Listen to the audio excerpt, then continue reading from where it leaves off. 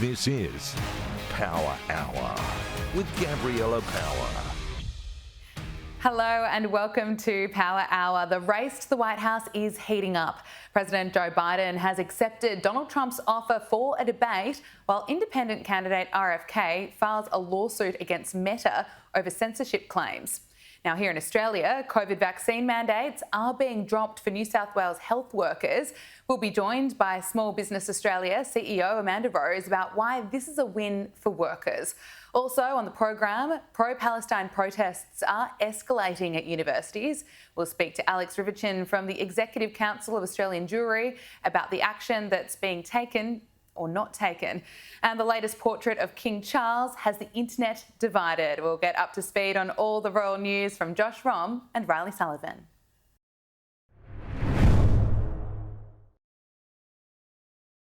Joining us is Amanda Rose, Small Business Australia CEO. Amanda, great to be with you. Let's talk about the federal budget, which is being touted by Treasurer Jim Chalmers as a budget that's for every Australian. Of course, there are always going to be winners and losers.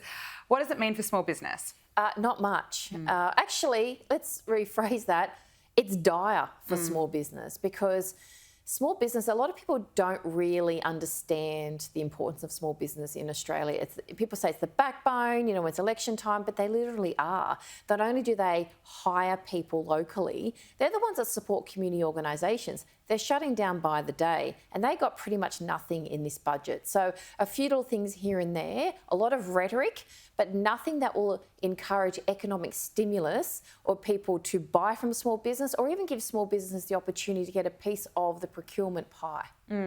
There's also some concern around that $288 million is going towards digital IDs. What are your thoughts on that? Well, the digital ID system that no one wants and no one I know supports it. What's scary, though, is I'm curious to see if the coalition is going to support this or not, because I fear this is a global playbook, just like COVID, where countries everywhere are rolling this out. People don't want that. They don't want governments taking control of everything that they do and watching everything. And if you look at the legislation, private entities can be a part of this as well. So yet again, big business get access to everything that you are, everything you do. But the reality is, people don't want it, but the government's not listening. So now we're living in a society where governments are just not listening to the people. And this is why people are turning away from the two major parties. Yeah, I can certainly understand the concern. Let's talk about what's happening in America. US President Joe Biden has accepted Donald Trump's debate challenge, and the pair are scheduled to participate in 2 televised presidential debates. These debates to be aired on CNN and ABC and are set for June and September. Here is Joe Biden. Donald Trump lost 2 debates to me in 2020. And since then, he hadn't shown up for debate. Now he's acting like he wants to debate me again. Well, make my day, pal. I'll even do it twice. So let's pick the dates, Donald. I hear you're free on Wednesdays. Interesting your point about the 2 parties, because we know RFK wants to debate both President Trump. That's right. That's right. Well, President they're both Joe Biden, former President right? Donald Trump. Yeah. What can we expect to see between this one, though, between Biden and Trump? This is going to be interesting because they haven't. Biden's team haven't said how it's going to do it. So I think they're panicking because they're obviously going to need earpieces and people to advise him. A whole lot of support. Absolutely, which is actually. He's quite vulnerable here. I think Trump will destroy him because, let's face it, he doesn't hold back. But is this a fair debate when RFK is not included? Because the 2 major parties hate each other publicly, but they work together when they want both to eliminate that third person or third party threat. But I think it'll be very interesting, and you have to debate because, if you genuinely, again, want to represent your people, then you need to be open to, rigorous questioning by the people and also by your competition publicly before the election. Yeah, it will be one to watch. But we've seen this before 4 years ago, so I would prefer to see a debate with RFK included. Absolutely. I think I'd like to see one with all 3 because that would be quite juicy because the reality is, especially with the RFK-Trump fight that's going on. They've both got very good points against each other. And Biden just kind of steps back and does nothing. So we really need to see all 3 of them. He's very good at that. Well, that's how a lot of people win. Right, they step back and let people fight them, knock themselves out. But I think Trump and RFK would be a debate just that for would be of one them, to watch. I'd prefer watch that than watch Donald Trump and Joe Biden go head-to-head again. But let's look at the campaign. Of course, the race for the 2024 presidential election is heating up. Let's look at Joe Biden and how his campaign fared this week. Here he is, looking confused as usual, speaking at the 30th gala of the Asia Pacific American Institute for Congressional Studies. They want to undo what they finally got done. And then what we finally got done to make up for it. They want to give power back to Big Pharma. And while Biden was struggling with the teleprompter, Kamala Harris was handing out confectionery on daytime chat shows. Oh, I brought you a gift. Oh, what you brought? Oh! Oh! Now, okay, so what is this? Those are White House M&Ms. Oh! And so you see the seal of the president and the name, Joe Biden's signature there. And these are White House M&Ms. I love White House M&Ms. Yeah. Okay. Amanda, is this helping their campaign? I'll tell you right now, it's not helping women. So he's standing on a lectern talking seriously, you know, or whatever he's saying.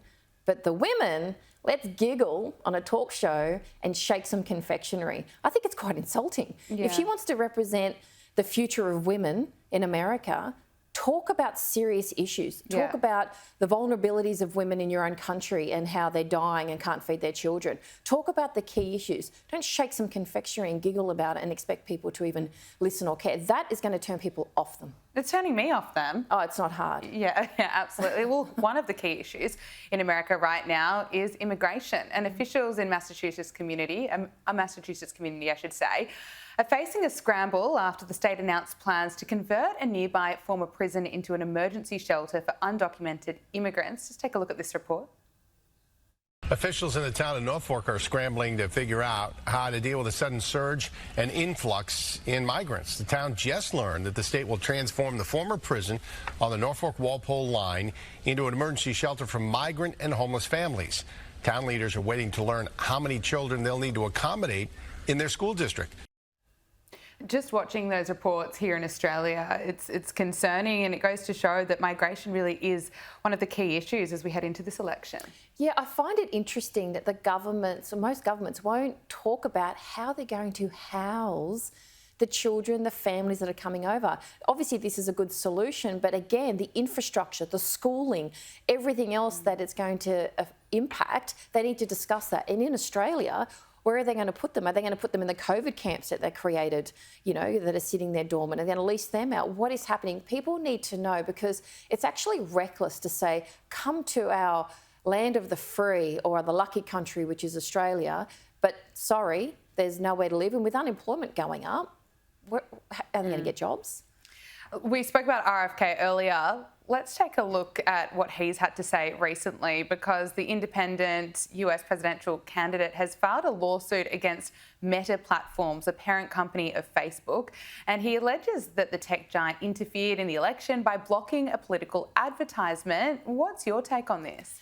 I think it's appalling. I actually watched it. It was brilliant, and I do encourage people to watch it. Watch everything. You know, I always like an informed choice, and it's important to do that. Don't just forget about people. But there was nothing offensive to this clip. So there was no violence, there was nothing. So they just blocked it. And this is where we're headed, right? This is why censorship and misinformation bills and things like that around the world are dangerous, because it's simply put, the big money makers and money, you know, the power people in the world can say, we don't like where that's headed. You're too popular. We're going to block it. That's where we're at. And so you could be someone wanting to advocate for your family or for a key issue, but if the government of the day and the people who run the government, which is the money, says that we don't want this out there, they'll just simply block it. And then you have no voice. Yeah. And, you know, RFK has called this out. He's suing Which is great. Meta. Is that actually going to help his popularity, do you think? Oh, absolutely. Because the thing is, people love social media, but they hate social media controlling them, the irony. But the point is, as soon as you get censored with information, people go, hang on a minute, especially adults, they can choose what they want to watch and not watch. And we've kind of caught on, especially during COVID, when people were told misinformation and you can't share that, when actually was the truth. And now everyone's like, oh, but this time we know what misinformation is. No, no, no. We know that if he's talking about people that pay your way, you're going to block it. Well, on that point of censorship, Elon Musk's social media platform X won a major court battle against Australia's e-safety commissioner over footage of the Western Sydney church stabbing. Now, the federal court rejected the e-safety commissioner's application to extend an injunction, so allowing X to stop blocking the content related to this incident. And the reason was really being celebrated, that I should say was celebrated, was because Elon Musk argued that this was essentially censorship, that vision could be geo-blocked so Australians can't access it, but it can't be taken down so people right around the world can choose or not choose whether they want to see it. That's right. Is it a win for free speech? It is. And the thing is, we need to see what's going on. This was a Christian church that was attacked. People need to know they were attacked, right? If you don't want to watch the footage, don't watch it, especially grown-ups and so forth. And parents need to show their children. But I don't think we should be shying away from all the atrocities that are in the world. You know, there are people being slaughtered globally, everywhere, constantly. We don't see enough of that, I don't think. I actually think we need to see how hard other people have it. We need to start advocating for the rights of people that don't have a voice instead of watching reality TV. Yeah, it's interesting. When I've heard Elon Musk on podcasts speaking about one of the reasons he wanted to buy X was because he said it's a place which is it needs to exist, I suppose, because of humanity, because that is the world that we live in, and we can't live in these echo chambers where where platforms can decide what you can and can't see. And I think people now have had X for long enough, we've had Facebook for long enough that you can pick and choose when you want to go on these platforms. You don't have to subscribe. You don't have to be a user on X. You don't have to watch it. No, you don't. And that's the thing. Let the people choose. And I think it's a very slippery slope that we give power to governments, platforms, anyone to pick and choose what we should and shouldn't see. Finally, the COVID-19 vaccine mandate for New South Wales health workers, which has been in place for 3 years, is being removed. Obviously, this has been in place since 2021, and it comes off the back of AstraZeneca being discontinued worldwide for commercial reasons. Amanda, is this a win for workers? It is. I think the mandates were evil. I think to mandate anything to anyone's body at all should be choice. Everyone should have the choice to do whatever they want. So this is a good sign for all those people that lost their livelihoods. And, you know, marriages broke down. Like, it was horrible and people are in debt. So hopefully this leads to, you know, compensation for the people that couldn't work, but also a lesson for the governments. Don't just follow a global handbook, right, funded by pharma to do something. Listen to the people. Have a compromise. Be reasonable about things. Don't just blanket, do as I say or you're out. Amanda Rose, thank you so much for joining us on Power Hour.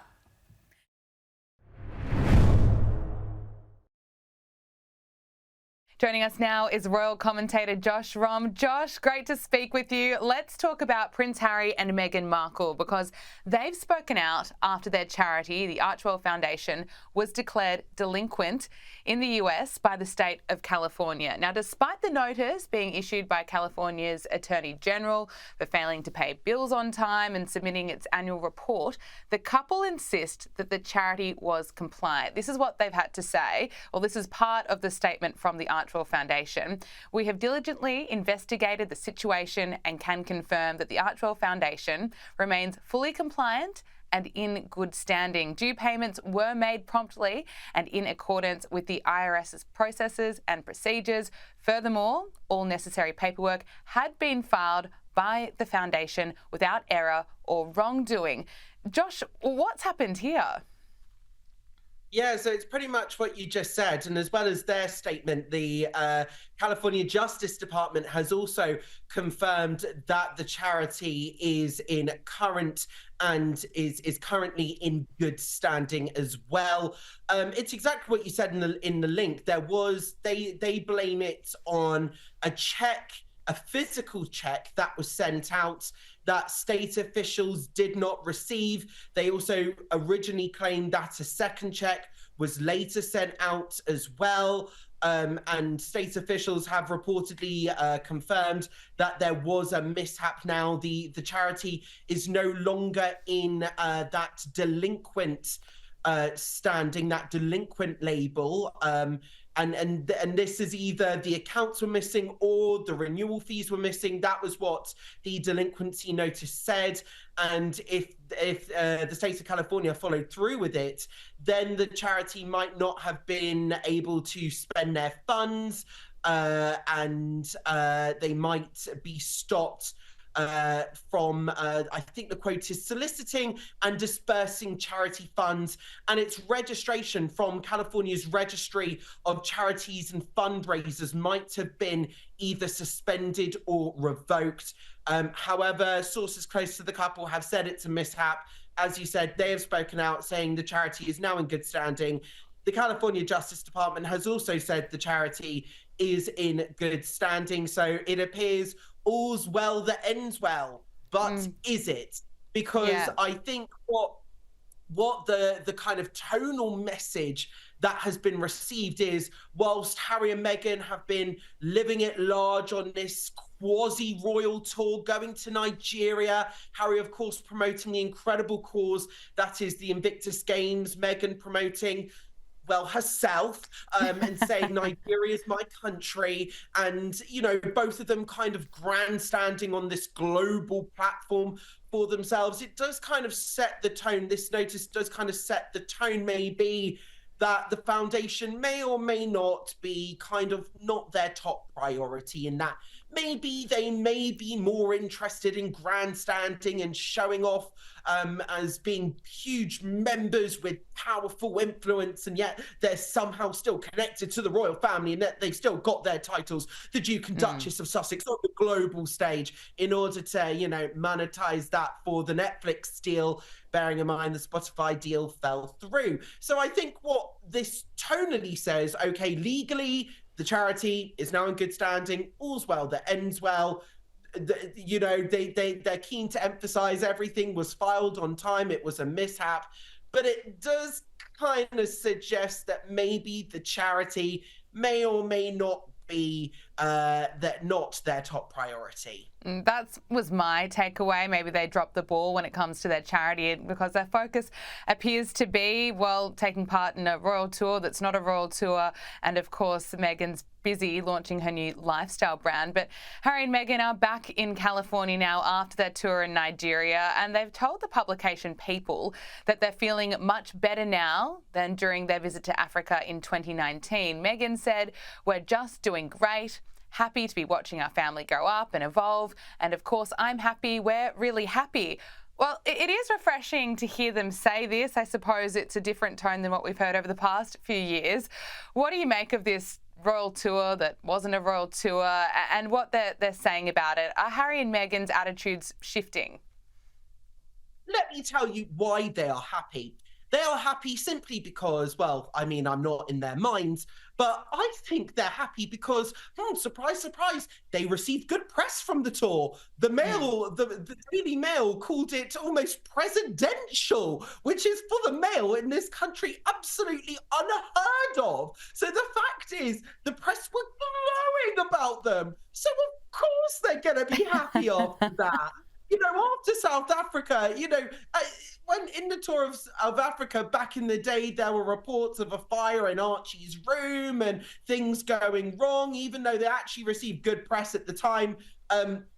They weren't happy with the fact that the press were holding them to account. For example, Prince Harry's lecturing of climate change. Of course, he gets that from his father, who's very passionate about the environment, but one can't help but feel it's not necessarily, you know, the best thing to lecture the public on environmentalism when you're taking private jets here, there, and everywhere. And Elton John coming out saying, well, it was a sustainable flight. Really, Elton? Love you, Elton. Love your music. Stick to the music, Elton. Thank you very much. But that's the thing. They couldn't handle the criticism. They didn't like the pressures of being in the institution. So of course they're going to be happy now, because this quasi-royal tour that wasn't a royal tour was all done on their own terms, in their own way, and they controlled who was there and who wasn't.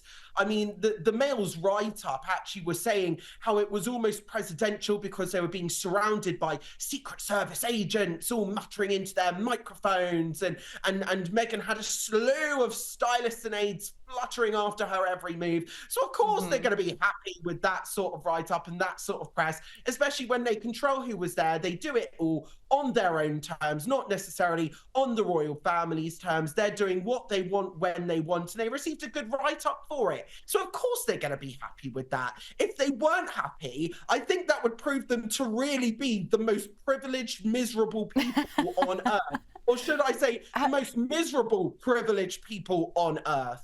Well, I think they've already proven to be that. So it's nice to hear that they're no longer complaining and whinging and rubbishing the royal family for now, of course. But let's move on to some more royal news, because the BBC has agreed to pay undisclosed damages to Princess Diana's former chauffeur, Stephen Davies, following a High Court case. Now, Mr Davies accused the BBC of making fabricated allegations that he leaked information before Princess Diana's famous interview with Martin Bashir. Josh, what more can you tell us about this?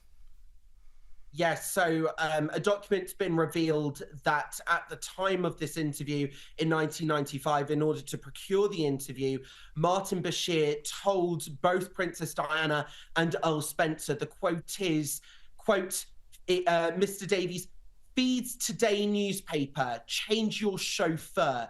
Now, he says this was completely fabricated because he was working for Princess Diana in 1995 as her driver, as her chauffeur, and then he was fired without explanation in March of 1996. And he said that these fabricated and unfounded allegations and accusations are a real, quote, blot on his character, so to speak. I mean, the BBC has been in really hot water over this interview. We know that Martin Bashir forged records to kind of deceive Princess Diana, to kind of make out that those around her couldn't be trusted, that those around her may or may not have been leaking stuff to the press. So this is another member, close member of her household staff, who was part of her everyday life, who was accused at the time of leaking stuff to the press, and he thought maybe that's why he was fired without explanation in March of 1996. But now the BBC has, of course, been found to have almost covered this up, maybe, and the BBC have agreed to pay his legal costs plus an undisclosed compensation sum to him. They've apologized unreservedly. They've also admitted that the allegations were fabricated. They've admitted that the allegations were unfounded as well. They're keen to emphasize that they're a different corporation with different management now, that Martin Bashir no longer works for them in any capacity. And I think that the BBC are very keen to put this sorry saga to its end. Of course, Prince William has said that the interview should never be shown on television ever again. This was, of course, that infamous Panorama interview where Princess Diana said there were 3 of us in this marriage, so it was a little bit crowded there or thereabouts. And she also put doubts onto whether at the time Prince Charles, the then Prince Charles, was suitable for the big job at hand. So I think this is once again the BBC being made to look quite foolish here for what went on at the time. I mean, even we know the Crown doesn't always get things right. In fact, they got a lot wrong. I previously spoke to Michael Cole for The Sun in a big explosive expose article where he said, you know, I put stuff to him. Did this happen? Did this happen? Did this happen? And he said time and time again, that's wrong. That's not the truth. That's an insult to the truth. This is an insult to Diana. The makers did not respect Diana. So we know the Crown doesn't get it right all the time, but even the Crown showed the BBC to be falsifying the situation at the time of that interview. So I think even that speaks volumes. And Josh, King Charles has unveiled the first portrait of himself since his coronation. The large pink painting by artist Jonathan Yeo, which is more than 8 feet tall, is getting mixed reaction. It certainly divided our office here in Sydney. Josh, what do you think of it? I can imagine. I think I've got mixed feelings about it, because I think as an artwork, it's beautiful, it's representative. He's dressed in the uniform of the Welsh Guards. That was, of course, he was made the regimental colonel for the Welsh Guards in 1975. He's got a sword in one hand, and then on his left shoulder, he has a butterfly landing, of course, symbolizing his love of nature, symbolizing his love of wildlife as well. Queen Camilla is said to be a fan. She was said to have stepped in during the last sitting where she commented to the artist supposedly, quote, "Yes, you've got him." I mean, the portrait shows His Majesty the King looking gentle. He's got a very kind face in the portrait, but he's also looking determined. Experts have said the kind of bold pinky reddish color is meant to kind of represent the environment warming up, supposed to represent climate change, and the king's face, kind but gentle, kind of representing his determination to combat that as well. So I think there's a lot of representation here, which is a good thing, and I think as an artwork it's absolutely beautiful. As a state portrait, as an official portrait, though, it's a bit modern artish. I think it's a little bit progressive. I don't think it's what we necessarily expect of official portraits. I think compared to official portraits of Her Majesty the Queen, it kind of stands out like a sore thumb.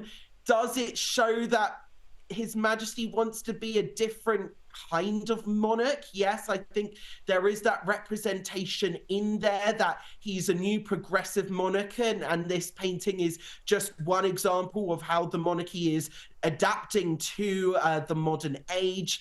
As an artwork, it's beautiful. I think it captures him in a really nice way, but as an official portrait, I think it's a bit progressive. Dare I say there are kind of a bit woke representations in there. Listen, I think the monarchy, it's great that the monarchy adapts. I love King Charles wanting to be this progressive monarch. I love His Majesty King Charles wanting to be not just defender of the faith, but defender of all faiths, protecting religious freedom in this country, protecting minorities, emphasizing the inclusivity of the monarchy, saying that this is a monarchy for all, not just in the UK, but across the Commonwealth. Lovely painting. As a painting, fabulous. As a portrait, jury's out. Yeah, I tend to agree with you there. It's certainly not what you expect from a portrait, but it is growing on me as an artwork. Josh Romm, it's so great to speak with you. Thank you so much for joining us again on Power Hour. Thank you so much for having me. Can't wait to be back.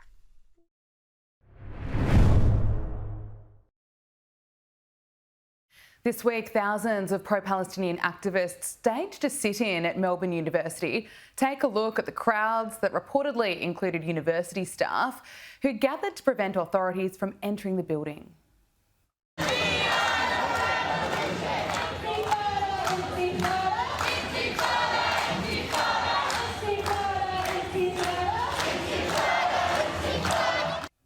Joining us is the co-CEO of the Executive Council of Australian Jewry, Alex Rivchin. Alex, thank you so much for joining us. This is just the latest in a series of protests that have unfolded right here in Australia and in other parts of the world. It appears as though these protests are escalating. Can I get your response? Well, this is, as you said, just the latest scene from around the world and in our campuses around the country as well. And it shows that things are getting progressively worse unless strong action is taken by universities. Having a situation where Jewish academics and staff can't actually go to their own campuses, can't lecture, can't teach, can't learn because of this band of extremists that are now taking over buildings, public spaces at our most prestigious higher education institutions, this shouldn't be allowed to happen. And there is a right to peaceful protest. There's a right to disseminate information, no matter how objectionable or extreme that information may be. But there is no right to occupy public spaces, to keep Jewish students and academics off campuses, to threaten, to intimidate, to harass, to publicly support war and terrorist organizations listed and prescribed in this country. That is utterly unacceptable. And if universities can't deal with this effectively, the police need to. Another university, ANU, has ordered pro-Palestine activists to dismantle their campus camp by the end of the week. Several activists have been told that by failing to clear their tents by Friday would result in disciplinary measures for violating the ANU Student Code of Conduct. Alex, is this the right approach?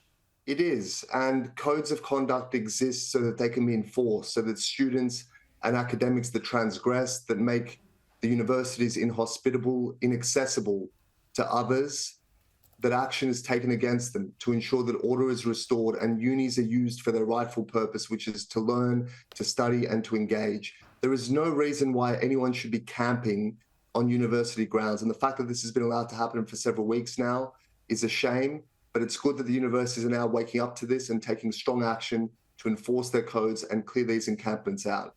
They have really become hubs, centers for extremism on our campuses. We've seen the footage from places like ANU and University of Queensland, where students have openly professed support for Hamas atrocities and have pledged unconditional support for Hamas. These things should not be happening in our civilized society, and certainly not on our university campuses. Do you take issue with some of the leaders who have remained quiet? For example, Chancellor of ANU, Julie Bishop, hasn't really spoken out about the issue. Well, we've been saying for a long time that the dire situation we find ourselves in this country since October 7, with fraying social cohesion, with rising extremism, with weekly street protests calling for the destruction of the Jewish state, with boycotts of Jewish businesses, all of these things that are happening, the incitement against our community from certain clerics, these things require bold and clear and principled leadership. And it's got to begin with the federal government. And of course, with what's happening now at the campus level, we need VCs to speak out. Some of them have. Some of them have been very clear and very moral in their position in protecting the rights of Jewish students and academics, in condemning anti-Semitism unequivocally, but others have been sluggish, and it's just not good enough. Let's talk about the anti-Israel protests that have erupted in American college campuses. There are reportedly outside agitators taking part in these protests, and there are reports that some protesters are receiving funding from several Democrat donors, according to a Politico analysis. What's your understanding of who may be financially backing these protesters, and what impact is it having? Well, I'm not surprised to hear that there's a strong presence of outside agitators, that there is funding coming from various sources, because ultimately what these protests are about and what these individuals who support them want, it's not merely about a hatred of Israel. It's about a hatred for Western values. It's about a hatred for liberalism, a hatred for the US and Australia and everything that these countries stand for. And so no doubt those in a position of power and with means will see this as an opportunity to infiltrate these movements, to make them more aggressive, more violent, more extreme in order to pursue their ideology and their agenda. So we need to wake up to what's happening. This isn't a matter of students being concerned with human rights abuses or international law or the peace process or even a concern for the Palestinians. This is about being anti-Western, wanting to paralyze our system, our higher education facilities, our government, our way of life, and we need to stop this. Would you say that these protests are fueling anti-Semitism? They certainly are. When you have people chanting in support of an intifada, which means the suicide bombing of Israeli civilians, when you have people chanting, and now a federal senator from the Labour Party repeating the slogan from the river to the sea, which is an old Arab nationalist slogan calling for the destruction and ethnic cleansing of the state of Israel. When you have these sorts of things happening, it inflames tension, and you see it transmit to social media, where the tone and the tenor of discourse and commentary has become so nakedly and openly and unashamedly anti-Semitic. I'm seeing things online which I've never seen before, with the sort of regularity and the viciousness of the attacks on the Jewish community, the repetition of old anti-Semitic tropes and slogans. And this is all linked to a lack of leadership and what's happening in the public domain. It then flows into every aspect of our society. And if we don't stop it at the top, things will get worse and worse. And we're already seeing alleged terror plots against our community in Australia and around the world. And I fear what will happen if we don't step back from this chasm. The United Nations has quietly revised down its estimated death toll for Gaza. Initially, it was estimated that the casualty number for women was 9,500 and 14,500 for children. However, those figures have been significantly reduced to under 5,000 for women and 8,000 for children, respectively. So those figures are around half of the numbers in the UN's previous report. Can I get your reaction to this development? What does it tell us?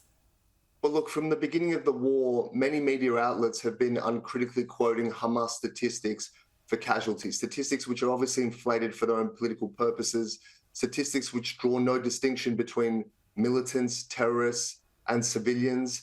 And a lot of the world, UN agencies and various non-government organizations in the media have been blindly repeating this because it suits their own agenda. I don't expect people to take notice of this because ultimately those who have an agenda of fostering greater hatred of Israel and the Jewish community will ignore this. They will keep focusing on slurs and accusations which hold no basis in fact, like the outrageous claim of a genocide.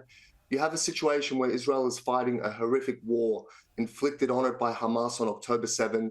It is a just and necessary war to defeat terror, to rescue its hostages and prevent further attacks on Israeli territory. When you compare it, for example, with other wars in recent years, in the Syrian civil war, you had 600,000 people dead, 600,000.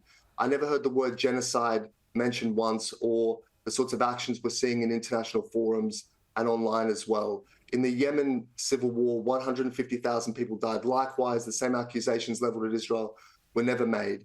But after 7 months of a horrific war that was not of Israel's choosing, we now learn, as we really knew all along, that the civilian death toll is less and at a lower proportion than any other modern war of its type.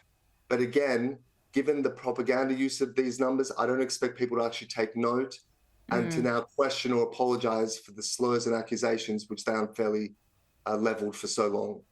That is what is quite concerning when these figures have been reported and then they're flooding social media feeds. You know, the revised figures may not reach everyone. Let's look at what's been happening in Sydney. US hip-hop artist Macklemore has performed a new pro-Palestine protest song at his sold-out show in Sydney. And the song, which calls for an end for the war in Gaza, supports student protests on US campuses. And it was met with cheers and Palestinian flags from the audience. Let's take a listen. It has been beautiful to see around the world solidarity with the Palestinian people. People that have spoken up, that have used their voice, that have stood up against genocide, that are advocating for liberation and freedom for all human beings all over the world. Alex, can I get your reaction to the video?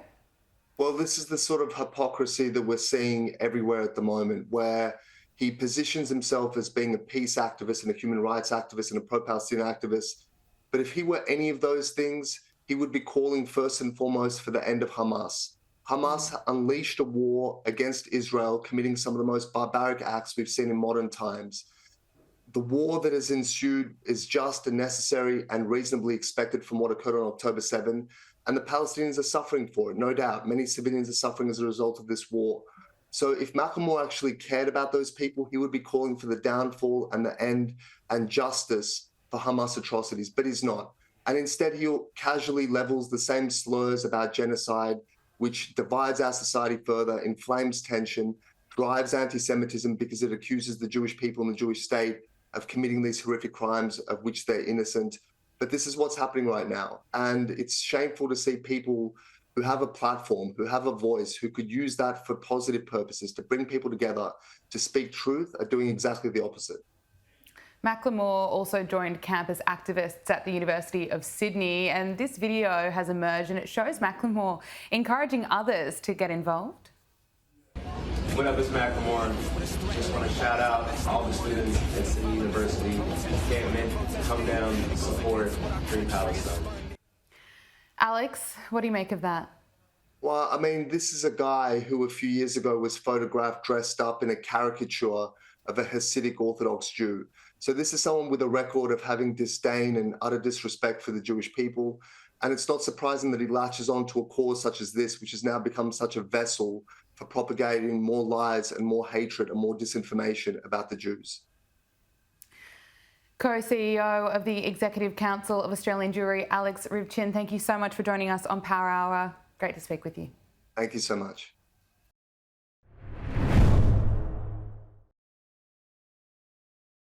Prince Harry and Meghan Markle have returned from their unofficial royal tour of Nigeria, but they landed back in California to face a whole new controversy over their Archwell charitable organisation. Riley Sullivan is a reporter here at skynews.com.au and he's always across the latest headlines from the royal family. Riley, great to be with you once again. This week there was a media frenzy when the state of California declared that the Sussexes charity Archwell was delinquent. What's your information on the Archwell saga?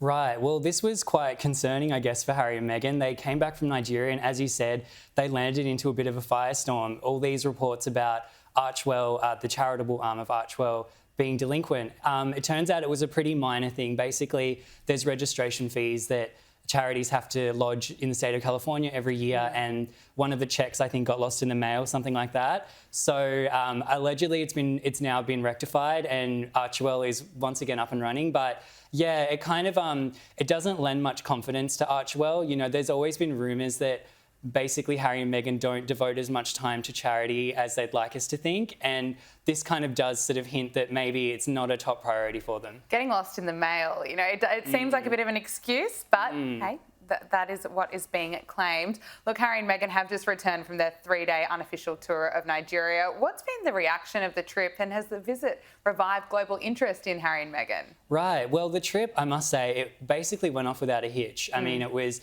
3 days of activities. Harry and Meghan, we saw them out in the field, meeting people, going to events, cultural events, but also military events. You know, they were really doing the royal tour. I mean, it wasn't a royal tour, obviously. It was unofficial. They were there on their own backs, but it was a success, I think. And I think it really goes to show what they could have achieved if they'd stayed in the monarchy. You know, they're really project an image of, you know, I mean, they're at their best, aren't they? They're out in the field. They're out on a royal tour. But it's a tough one because I think, you know, there will probably be people in the UK looking at this and thinking, God, you know, if only they'd been able to work it out with the monarchy 4 years ago. This is a taste of what could have been if Harry and Meghan had stayed in the monarchy. Yeah, and of course, I think they have been criticised for acting like it's a royal tour, even though it's not really a royal tour. Yeah, I mean, it's funny because, you know, it is their strength. I mean, you know, there's a lot of negative press about Harry and Meghan and all of their different ventures, whether it's Netflix or book deals. But when people actually see them, you know, travelling the world, looking official, I mean, they inspire people, they do. And I think even though it was an unofficial royal tour, I mean, I do think it's probably been a rare success for them in terms of public relations. OK, let's talk about the King, because this week King Charles made a candid admission about losing his sense of taste amid his cancer battle during a major public engagement with Prince William. Riley, why did the King decide to open up about his treatment right now? Yeah, so, you know, Charles was at an event earlier this week with Prince William. It was for the Air Army Guards. And he spoke with a general. He was, the media was obviously there. It was a big public event. And he was speaking to a general who's also battled cancer. And the two men were having a conversation. And Charles revealed that he had lost his sense of taste during his cancer treatment. And it was a really rare moment of Charles opening up about his illness. He hasn't revealed, you know, any details really. And that's completely fair. Obviously, it's his private health. But it was a somber moment, I think, because it goes to show that even though King Charles puts on this really brave public face and he's really endeavouring to return to royal duties, you know, the reality of cancer treatment is really harsh and it's painful and there are sad side effects. And I think it really just humanises the King even more. Absolutely. I think people really appreciate hearing from him and what he has to say about what he's going through. Riley Sullivan, thank you so much for joining us. Thank you.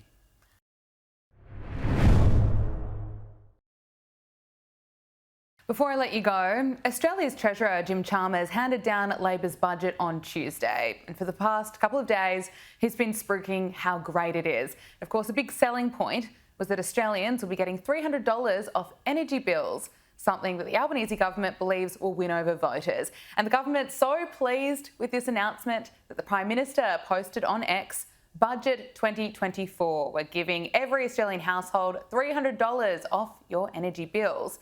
How's the language that's being used here? Giving.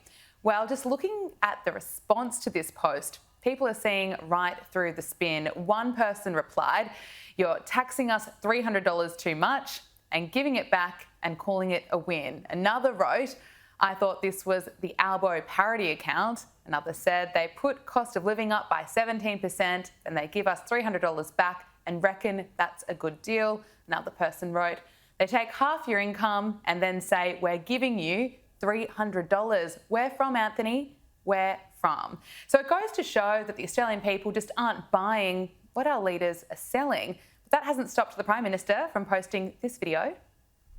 What we're focused on is getting the economic settings right, and we've done that with this budget. A tax cut for every taxpayer, energy bill relief for every household. It's just a bit cringe. Is the upbeat music supposed to help their sell? Because the fact is, it's false to claim that Australians will be getting a tax cut, or all Australians, I should say. Sky News digital editor Jack Houghton wrote, in reality, Australians earning more than $150,000 will pay more tax than they would have because Labor lied, won an election off the back of the lie and rewrote the Stage 3 tax cuts legislation. If Labor did not change the legislation, many Australians would be paying less tax next year. And regardless of where you sit in that debate, the so-called tax cut for all only amounts to an average of $36 a week for each Australian. So I'd like to say good try to our leaders, but I think that's giving them a bit too much credit because although our leaders have adapted and are now using social media to communicate with a younger audience, it's not working. The Australian people can see right through their tweets and their videos for what it is, which is a whole lot of spin.